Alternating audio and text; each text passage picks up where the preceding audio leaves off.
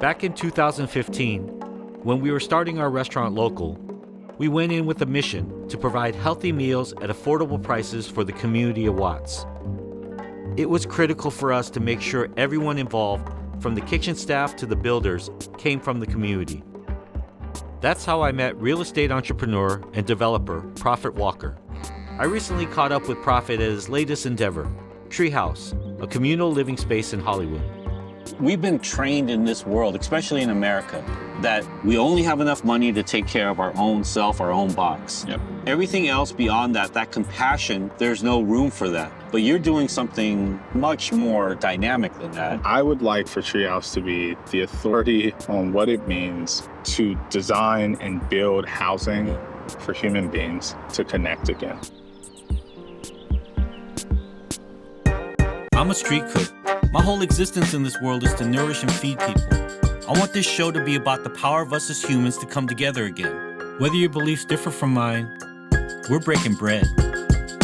When I first saw this, and you walked me through in development and then in opening, it reminded me of something very fundamentally human, Yep. and compassionate, where we're all sourcing from the same river, the same well, and the ecosystem of how we support or relate to each other is dependent on how this building, thrives. Yep. And what entices a resident to choose this over that building right over there?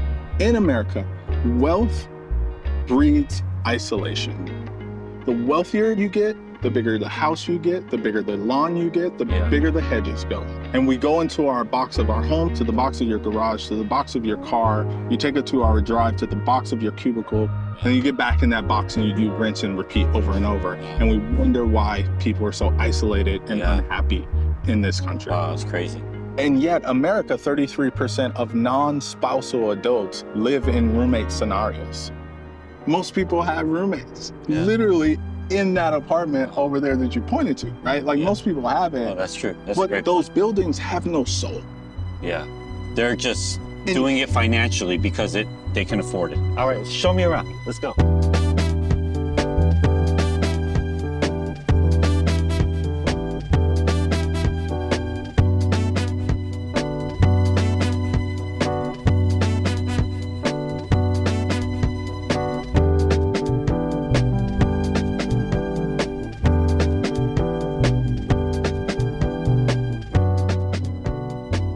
So this is one of my favorite rooms in the whole building.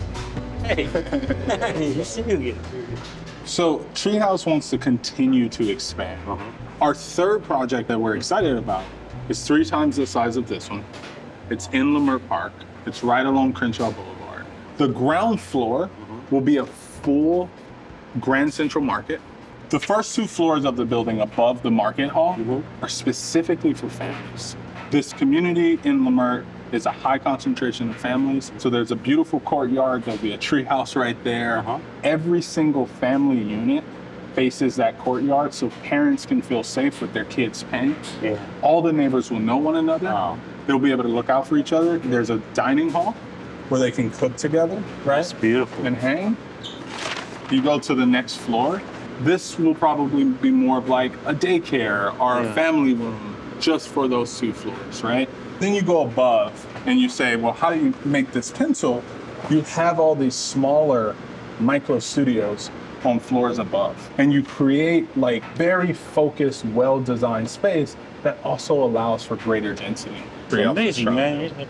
Like the Bo Jackson of development. You're doing it both ways. We headed to the site of the next treehouse in Leimert Park.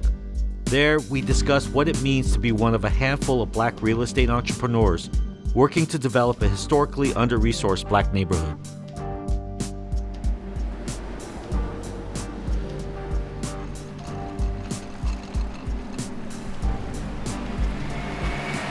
Oh, damn. So this is it, huh? Growing up in LA, we all know that this is probably the most powerful community within Los Angeles for many, many reasons. Yeah. But then this is at the center of LA and development. And coming off of decades of disinvestment. Development is a scary thing. Yeah. The ideas of No matter what, gentrification right? is scary, no matter what. Yeah, I sit in rooms often with other investors and developers, that have a different perspective of the community. What is your place in all of this, in the history of Crenshaw and the history of Black America? When I was a kid, this was Black Mecca for me.